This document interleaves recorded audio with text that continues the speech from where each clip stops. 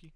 And I'm Joe, and this is Season 8, Episode 16 of the Beer and Broadband Podcast, slated to come out on October 13th, 2025. And we're going to start off by talking about Sycamore Brewing's Pumpkin Latte Blind. Blonde. Not blind. I'm a little blind today. It's a blonde ale with coffee and spices, 5.8% ABV. And their read on it says, "Did you know that if you say pumpkin latte blonde 3 times in a row, a girl in yoga pants will appear to tell you what she loves most about fall?"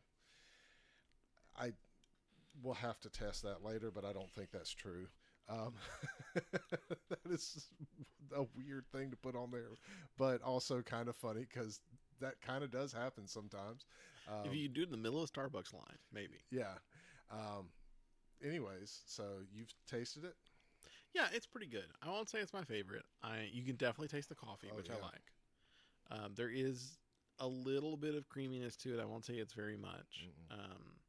And there's fall flavors.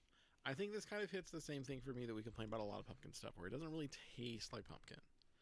It doesn't super taste like pumpkin. It also doesn't super taste like what you would put pumpkin in. So it doesn't taste like a pumpkin pie, any of that stuff. But there is definitely a little bit of like a vegetal quality to it. You know, especially in the scent.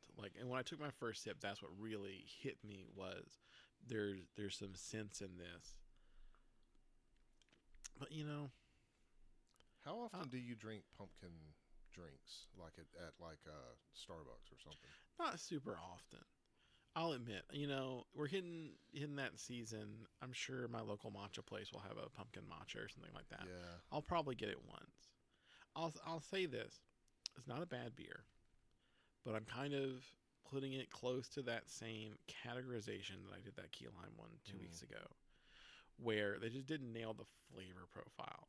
It's not a bad beer. If you told me this was a fall latte blonde, I'd be happier with it.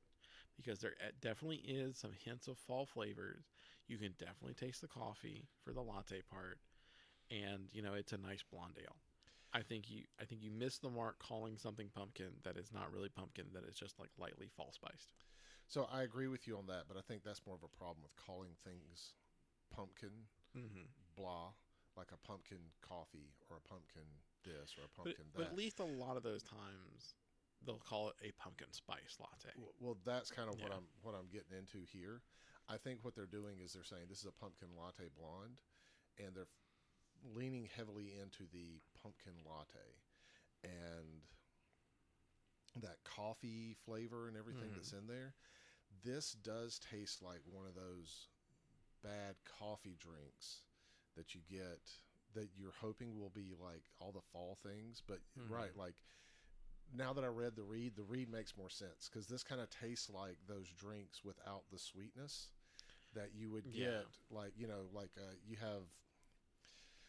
You hear like, oh, it's fall, it's time for the pumpkin stuff, or whatever. I love pumpkin stuff, and I make some pumpkin beers. They don't taste like this. Like pumpkin beer does not taste like this. Pumpkin beer is really good.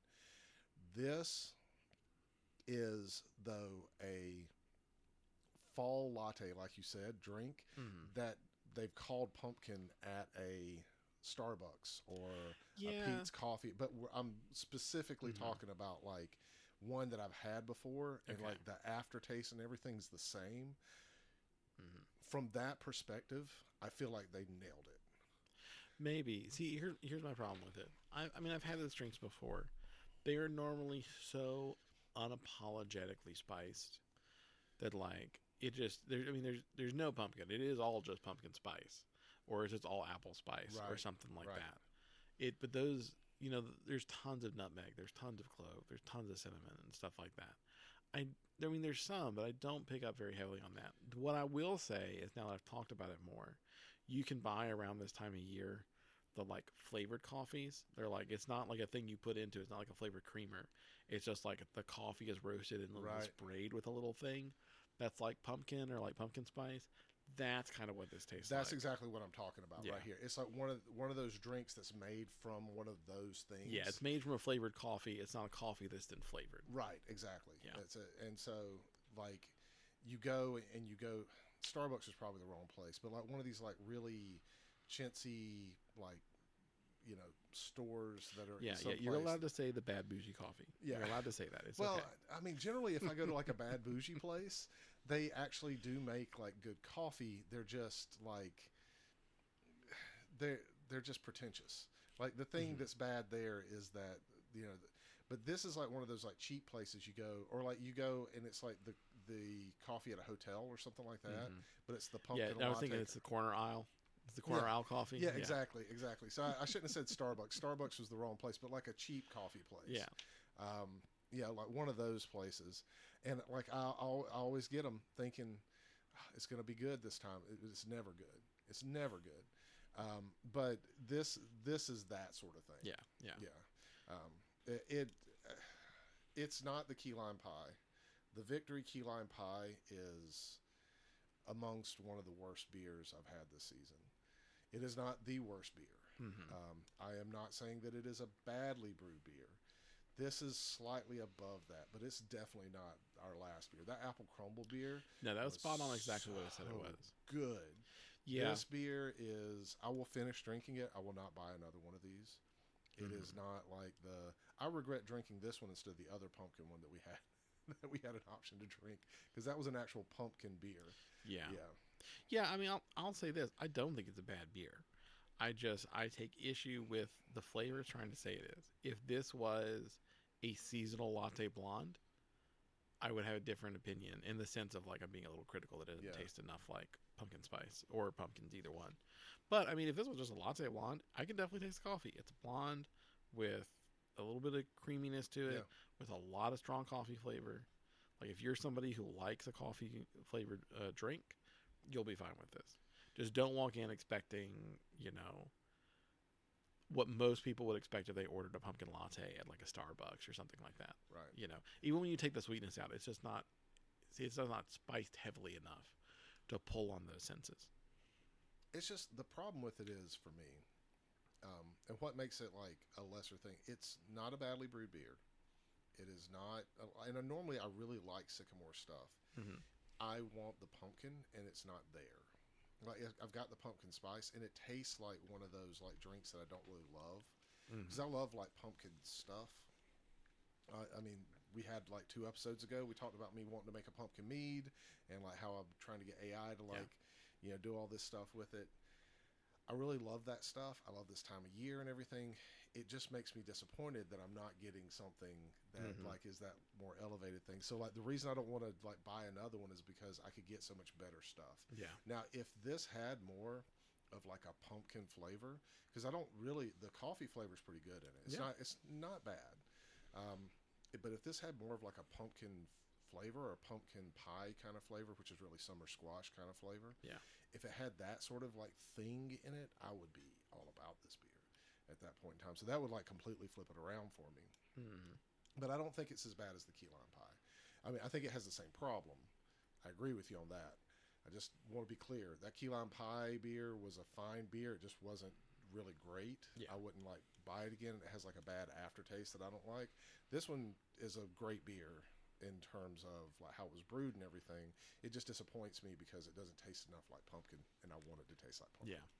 So, if you like things that don't taste like pumpkin but have mild spice in them, this would be a beer for you to drink, especially if you like coffee. Yeah. Look, rename it seasonal latte blonde. Go in with the right expectations. Yeah, just fall latte blonde. Yeah, and I'm not even sure I put fall in there because I think at that point now I'm thinking of fall spices. Just say seasonal, and it's probably not seasonal. Probably here all the time, so maybe that's cheating. But I don't know. Anytime I see like a limited edition beer, I'm so much nicer to it because I'm like, it's a shot. They took a shot in the dark. And they either They hit it or they did. didn't hit it. They did. And take if a they shot in didn't the hit dark. it, it's only here for one season anyway. Yeah. So, And Sycamore, like we were talking about this before we started the podcast. Mhm. Sycamore normally makes beers that we like for this time of the year. yeah, Like they normally make beer. They're not always our favorites. They're not like.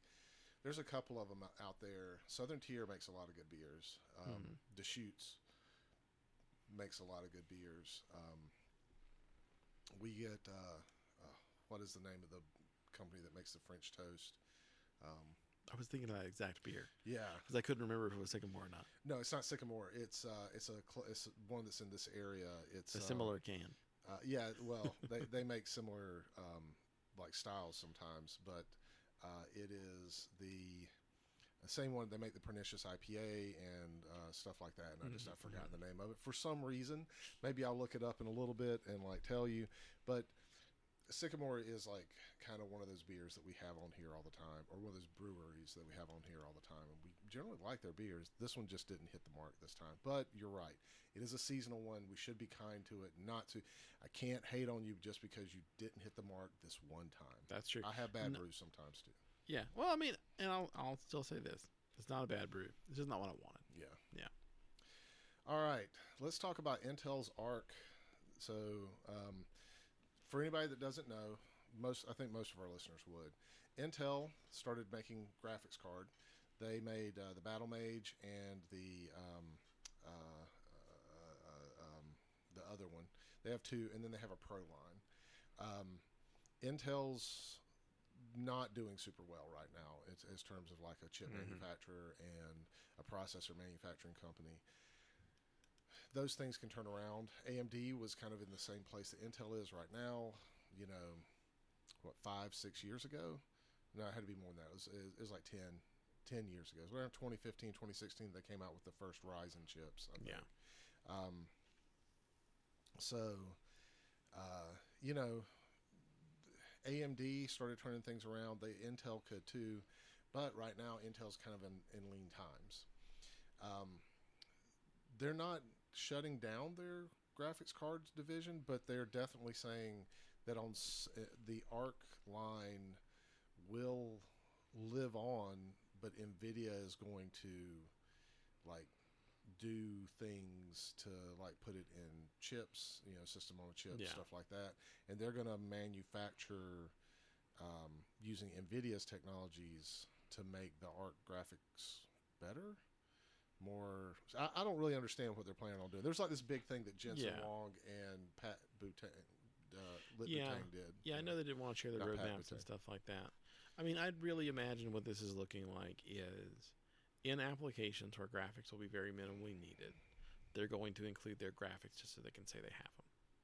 Then when you're going to be putting like you're doing your laptop chipset or something like that, something where graphics really could matter, they'll be leaning on Nvidia is what I think this is going at. Yeah, but except they have like, you know, AMD has Vega and they have the Vega graphics and everything like that. Intel has the Arc graphics that are really good. Like their graphics cards, I've got like 3 of them. I've got 2 of them. I've been using them as like off processors, additional rendering engines. I've even like put them in some machines and played some games with them. They're like on par with the 30 series in a lot of ways. I don't have a 40 or a 50 series, you know, graphics cards, but the 30 series graphics cards that I have that like kind of you know, work in the same like kind of area, they're on par with those things, and they're like really, really good for AV1 and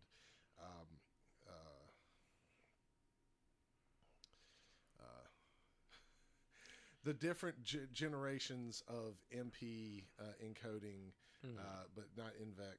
Anyways, they're really good for encoding stuff. They do really well. H.265, that's what I was trying to say. H.265, they're really good for doing those 2 types of encoding. They like really shrink down things. They do great jobs for that. If you've got like AMD chip and you don't really want to use that for encoding, adding one of these into your machine is like really good for that. I mean, even like compared to Nvidia's encoding stuff, it does pretty good. Yeah, it does much better. Actually. Yeah. Well, I think, you know, as you're spinning off parts of your business into pull on a contractor for it or to pull on a third party for it, it doesn't make a lot of sense to continue to do R&D into your competing solutions. So I think in all honesty, probably what they're doing is they're putting a stamp on Arc. And, you know, maybe it'll continue to improve nominally. But it's a very expensive race to make that jump from to the 30s, to the 40s, to the 50s, to what'll be the 60s and 70s and 80s, and continuing that on. So very likely they're saying, hey, what we've got right now is really good for a lot of use cases. And it is particularly in these machines that are not graphics dominated. This will continue to be a very solid performer for quite an amount of time. So there's no reason for us to go to Nvidia and say, "Hey, Nvidia, let's pay you even more money because we want." Not only do we want to be able to touch into the latest stuff, we want the old stuff too. Right. And I think this is just gonna. I wouldn't even call it a legacy platform. I'm sure they'll keep up some level of R&D to keep up and eventually align a little bit better with this market. Like it might be a little overkill today to throw something like that on a server if it's not going to have to do too much graphical processing, and now it's just like a side processor and stuff like that. But encoding's good. You need to do a lot of encoding in a lot of server applications. And as time goes on, 10 years from now, maybe that's like a perfect right size fit. Maybe, I don't know. I feel like what this is a business person making a business person decision that doesn't really understand the engineering. I mean, that's And possible. they're going Yeah. to, they're saying, okay, this costs us a lot of money. We're not really winning here. This isn't propping up our business.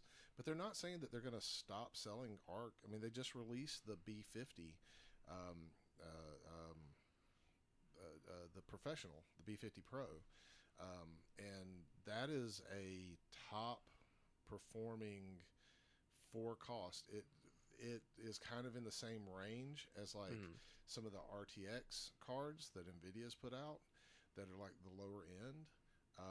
But like if you're looking for something that's around the 16, gig, of GDDR5 or 6, sorry, not 5, GDR6, and has like a wide bandwidth for being able to do, AI modeling and stuff like that. You're talking $350 versus $1,000 Yeah. for something. So suddenly, like their stuff that is slightly less performant because it's not as optimized for some workloads becomes much more palatable because you could throw three of these in for the price of one, like Nvidia card. Now, Yeah. if So, I you mean, need that optimization, you still got the Nvidia card or the AMD card that you need to use, but mhm. you're it just it is a shame that maybe this is signaling some sort of like decline in them continuing to make advancements in that technology. Yeah. Well, I 100% would agree with you. This could just be business people doing business things and not really being tuned in to what their actual product is. Right. But I'll say if that is what they're doing, they're on that road. Right. When a business becomes less than profitable, then a lot of things get cut off. You have to get to that profitable base and then build yourself back up. Right. That people bring in CEOs specifically for that task of to clean up a company and then to hand it back over to someone who understands the core product a little bit better once the business metrics are all in there. I'd say in that reality where we're saying, okay, maybe they're making changes to their graphics division because maybe it's not as profitable as it should be.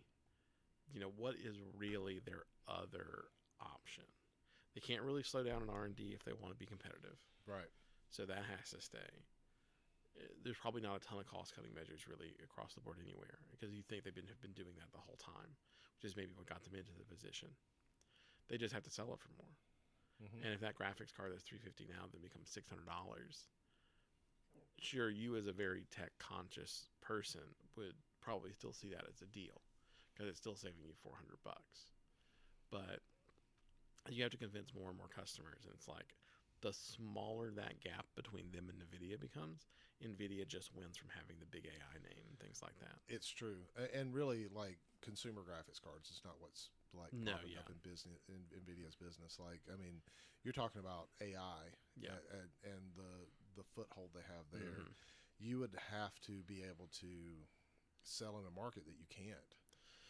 You have to sell in a very tough market with a lot of name recognition, and then also like the AI industry is very hyped, and I think investors, especially on the smaller scale, I think on the large scale, investors are kind of wising up because a lot of money's been put into AI that hasn't been taken back out yet. Mm-hmm. But you come in and you say, "Hey, I'm a startup. I'm doing this AI thing," and someone's like, "Okay, tell me about your server. Tell me about your farms. What are we doing?" And you're like, "It is powered all by Intel." Right. To an investor who maybe doesn't know as much about the stuff, I don't know. Intel's not the big name in AI right now. Why aren't you using Nvidia? And when it's $350, maybe you get to say, "Oh, because I can run 2 to 3 of them for the same cost." So sure, maybe I don't have that name recognition. Maybe you have a perceived that doesn't perform as well, but I've got 3 times as much of it. So that's why we're going to be okay. Because even if maybe pound for pound, it's not as good. I've got 3 times the weight. Yeah. In that analogy, when it becomes 2 to 1, 1.5 to 1, is that still the right business decision? Yeah. So like, I kind of think I agree with you perfectly here on that point that like, this is probably not what's best for the technology. Right. But it might have to be what Intel does to make it to the next era of whatever Nvidia is going to be. I mean, not Nvidia. It's whatever Intel's got to do to make it to the next era of whatever Intel's going to do. Yeah, I think that's probably more it than anything. Or this is just like some sort of PR thing to be able to get Intel's name into that like kind of AI. Yeah, that's also a thing. As long as Nvidia has Intel making processors, they've got competition in a market that allows them to have, like, they're not having to always, because they're competing with AMD on the graphics cards. If Intel and Nvidia are kind of buddy like they've always been in the past, then they're working together to make things that are keeping the market more relevant. Yeah. They're also able to put things into servers that aren't epic servers, and so they're not feeding into their competition on the graphics card side. Even though those are two different divisions within AMD, the better that company does, the the further along it gets, the more money it has to like. So this could be seen as like a way of kind of propping up Intel, so they still have them there. That's true. I mean, if they've got a mutually beneficial business arrangement, it's better for you to maybe make some changes to that arrangement than it is to completely abandon it. Yeah. It is hard, especially. It's hard to see a lot of newer companies really banding together because of how aggressive the tech industry is right now. It's true. And really, a lot of small companies are all vying to be bought out by a bigger company. Yeah. And things like that. So, it's hard to make those business relationships at that scale if you don't already have some big old names. Yeah. And I mean, Intel might not be doing as well right now, but they are a big old name.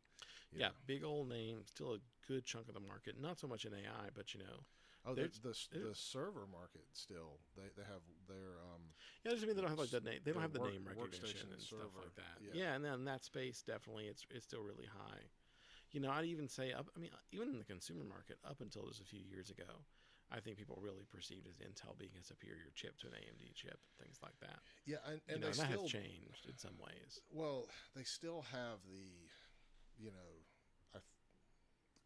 I'd have to go back and look, but I still believe that their Core i9s that are the Core 9, whatever they're calling them now, the Core 9s that they have, those are still have the highest clock, not TDP, have the highest clock speed of us in single threading still. Yeah. So I think that they're still the fastest there.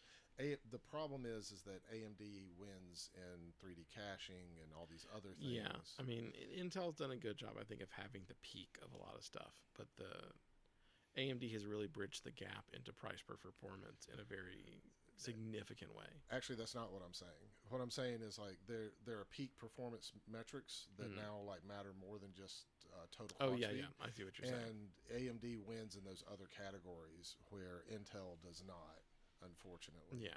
So like they have more PCIe lanes, they have more total bandwidth that you can use for things with at lower prices, but they're still getting that more performance because they have just more. Where on a single thread you have higher clock speeds, but you're not meeting these other things. And then AMD has really done a lot to overcome, efficiency problems and microcode issues and things like that. Where Intel has just had plagued problems with it, where that is. The last 10 years have not been super kind to Intel in terms of vulnerabilities and stuff like that. Yeah. And they both had the same vulnerabilities. AMD just fixed theirs, and Intel just hasn't been able to like. Yeah, I knew things were looking bad for Intel when I think we did on the podcast a year or two ago when they had the microcode issue where they're just like, and it affects everything in this family, and you're just fucked. Yeah, that was last half of the season. It was earlier this season. Okay, we were talking about 13th and 14th gen Intel processors are just they'll overheat and burn out, and there's nothing you can do about it. Yeah. And if you've got one, you just have to go through the warranty process. If yours is out of warranty, then there's just nothing you can do about it. Yeah, and the warranty process is brutal for a lot of people because if you've bought a machine with it in it, you're not necessarily comfortable swapping that out yourself and all that. I will say this though, when my 7th gen Mm-hmm. i7 burned out. Remember that? We built a whole nother PC to like try to fix it, and we found Oh out yeah, that it yeah. was the processor that had burned Mm. out. I sent that back to Intel, and they replaced it. Oh yeah, yeah. I mean, their warranty process is great. It's just to an end user. Like Yeah, it's just hard. if you've bought a server and it's in your rack, and now they're like, now open it and take that chip out and send it to us. Yeah, You know, that's a technical burden that your shop is not necessarily prepared for. yeah. Well, I mean, if you're managing servers at that scale, you probably should be. But yeah, I get what you're saying. Like, Yeah, I if mean, it's not like a contractor is like doing that for you and yeah, stuff. and you know, I've done some work with some small businesses that have like one little server and like an admin, Yeah, and that's, you know, they don't have a third party for that, and their admin's like a software guy. He knows the software on it. yeah. You know, he's not comfortable busting open anything like that. Got to get comfortable fast. Gotta get comfortable fast. You took on that role.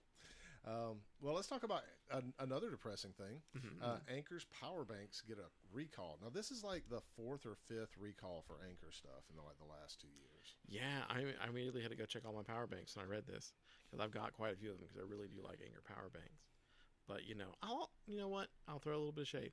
I'll say one of my more recent, not my most recent, but the one before that. So I bought it maybe 2 years ago.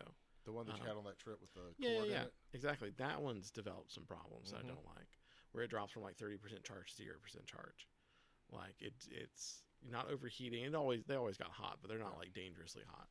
But like, yeah, some just quality issues have been plaguing Anker recently, and that kind of sucks. And I feel like that happens to a lot of companies once they become the de facto name in a thing. So Anker, about 2.5, 3 years ago, I don't think we ever talked about this on the podcast, but they did some shady stuff with their privacy things. They were like, they had like cams Mm-hmm. that they were putting in people's homes. I forget the line that is, but they own like a thing that are security stuff, and they were also using YouTubers' names without their permission, because they had reviewed a product at one point in time, but then Anker did something, and they came back and they said this thing, and so they were continuing to say, like, I don't want to partner with you anymore. Yeah.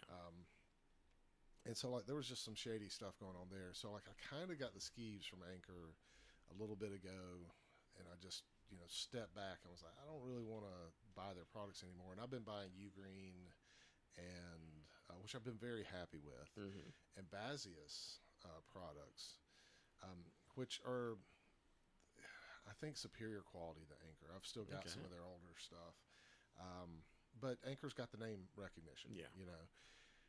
And I'm not surprised by this. I did throw this in here as like a little bit of a jab at you, like good-natured ribbon, because I know you buy like all this Anker stuff, and Yeah, those spikes are batteries. yeah, Yeah, because I only have them for travel, so I don't really put. Since it's not a day-to-day thing, I lean on that name recognition Yeah. of just like, I know this will get me through the trip. Like, even if it's not the best, it's going to be reliable. right, But exactly. now I've got my thing that's 2 years old and it's not reliable anymore. So Yeah, and all my stuff, all my Ugreen stuff that I've had for like the past 3 years, 4 years, it still works just fine. My Moft stuff and my not Moft makes the wallet that I use. No, they also make one of the power banks. I've got a power bank by Moft that's still been pretty good, and I've got a couple of other things, and that's all like really good. I don't really love the I don't really love like the way that some of that stuff works, like the wireless charging and everything. Sometimes like really heats up stuff. So like I don't think that they've hit like that technology level like as well as they should. But I hope that we get to a point to where Anker will do better, and not be as problematic with their stuff. But I'm not buying Anker products right now. yeah, Sorry, I had to think through that. Also, my kid is playing music downstairs loudly, and I was trying to text them to tell them to stop, but it seems like they have. So I'll just let that go. If it continues on, okay. I'm making plug text whoever them makes my again. headphones because I can't hear it at all. Well, I've got the ones that are, Yeah, you got the and I open know the backs. mics are picking that up. I can like see it. It's like boom, boom, boom, boom. So everyone gets to hear the Yeah. cool teen music but me. Exactly. I was about to text them. That's why I sounded so distracting, but I didn't text them. I just so back to the Anker stuff. Um, just be aware. There's a recall out there for some of their power banks. Look at the article. I don't happen to have any. Now Mm-hmm. I still do have some of their old like power bricks. Yeah. I don't have any of the, and those are amazing. Yeah, my old power brick that's like 8 years old still works fine. Yeah, but mine's like 9, 10 years old, and it works great. But it's only a like a 10-watt power brick. But it's one of the first USB-C power bricks. It's just a single port though. Like Oh, no. it sucks. Yeah, but see, mine's 3 ports, but it's only USB B. A. A. Yeah. Oh, So- I've got some of those too. That are like 10 years old. Mhm. They work amazing too. Those old Anker like big slab bricks that have like Yep. 5 of them or 6 or 8. Mhm. Those are So awesome. yeah, it does that for output, and input is still micro USB, and it's like it's harder and harder to find good quality cables for those. For micro USB, yeah, it is. It's true. Thankfully, it's not mini USB. Yeah, that's true. So let's talk about the new desktop NAS that Ubiquiti put out. Mm-hmm. Did you get to take a look at like those things? I did. I got to look through it, and you can correct me if I'm wrong because I know you're better at remembering my opinions than I am. I like that a lot of the NAS software is getting easier to use because I think by lowering that barrier to entry, it's like that's good for the market. I love this little thing. It's cute, which it really matters when you're trying to get into fairly cheap home tech. Very Apple-ish looking. Yep. Looks like it's very easy to get your installs in. I didn't see in that article talking too much about what software it runs, but I'm assuming it's running just the regular NAS software. It's Unify NAS. Yeah. It's what it runs. So Okay. Unify storage platform is like integrated into their Mhm. the operating system. So they have Yeah. Unify Protect and Unify Access and Unify, and those are things like the Access is stuff like key fobs and stuff like that, access management. Oh, doing gotcha. things like Okay. that. The Protect is for like cameras and sensors and stuff like that you would use to be able to detect presence or like be able to see what someone's doing. So I have a couple of Ubiquiti cameras around the house. They're pretty amazing. Even like the older ones that I have, they're really good. Night vision's really good. They're not the best cameras, but you can store them on like storage that they have. So like if you have a Dream Machine Pro, you have a built-in storage there. It works really good. This would be able to allow you to like integrate into that system, but also give you like NAS, like SMB shares and stuff like that you could use. And so the software is pretty much on par for most things. It's not going to have like a lot of consumer grade NAS stuff like I have, which I probably won't be using their NASs anymore because they're doing hard drive lock-ins now. But I have I have just lost my mind and cannot say, but I have big name manufacturer NAS. And big name manufacturer NAS is now they're doing things where they're like, hey, you have to buy our hard drives from us. Gotcha. And Yeah, I was they about were to ask you what the hardware lock-in yeah, was. and they were already trying to do a thing like that. They don't do that with these. They are not a free and open operating system, which is the one thing that I don't love about them. But they fit right into any other Unify thing. And the Unify stuff is so easy to set up, so easy to work with and stuff like that. But it just fits into all the same dashboard, fits into all that same stuff. My preferred NAS operating system still is TrueNAS. I like that. TrueNAS scale is like really awesome. I'm probably going to build a new NAS here pretty soon because, like I said, big name NAS company doing their thing. I'm probably going to get rid of the NAS that they have in my house just for that very reason because I don't really want that. But both the NASs that I have work good. I feel like this would be more streamlined and it's not super expensive for like this prosumer grade stuff. It's either slightly more expensive than what you could like build yourself, or slightly less expensive than what you would get pre-built from like a company like TrueNAS or something like that. Yeah, I got you. Yeah. So, and it's pretty reputable. And then you get like the Ubiquiti, warranties and support and stuff like that, which Ubiquiti support's a little hit and miss.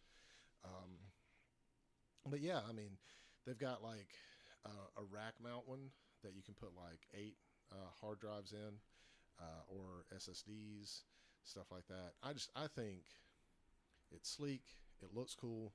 It's got a lot of options for stuff. It's just a really neat thing to be able to throw into something. And if you're not like a super technical person and you just want to be able to have like some storage backups and also be able to put your footage on there, and you've already got other Ubiquiti stuff, like you've got Ubiquiti Dream Machine, and you've got AC Pro, or you've got like the Wi-Fi 7 Pros or something like that.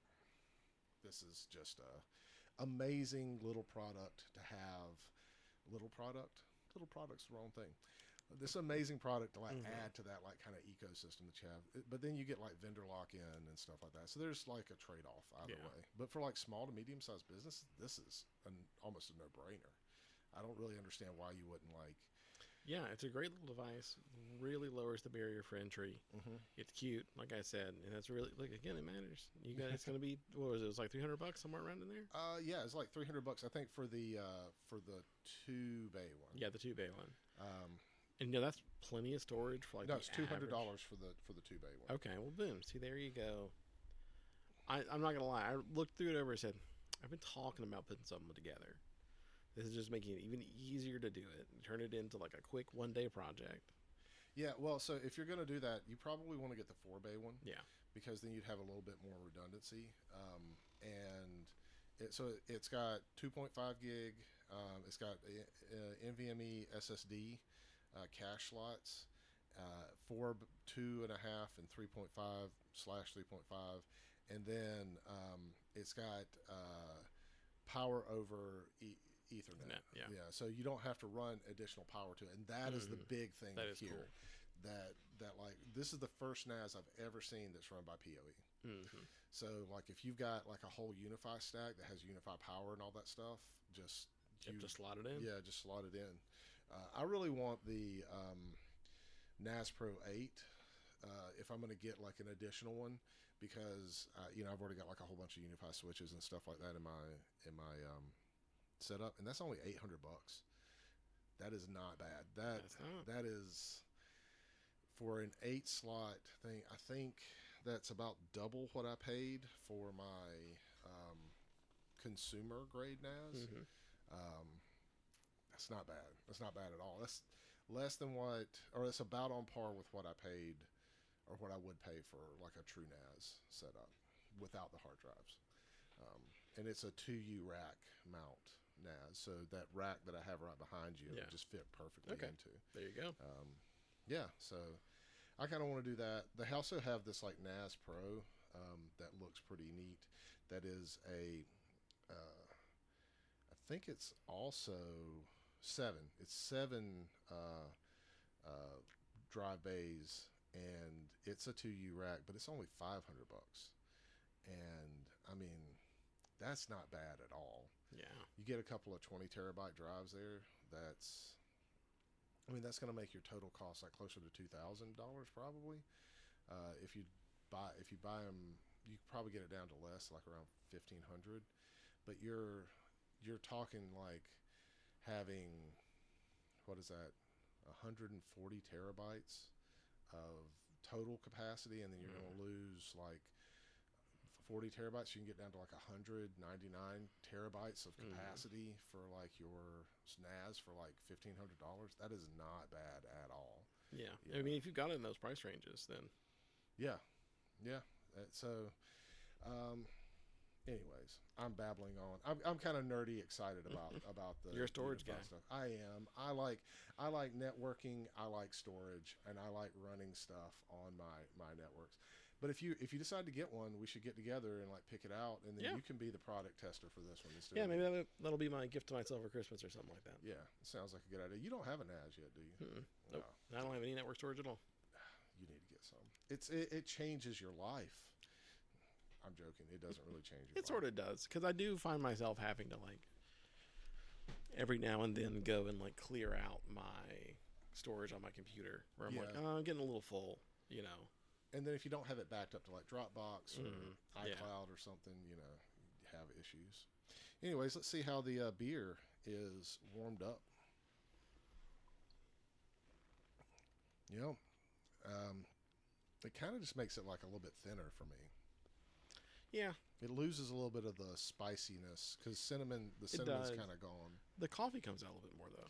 It does, which I do like. It's not bad, but it makes the latte flavors a little bit thinner. Yeah, I'd say that. I'm just gonna have another sip.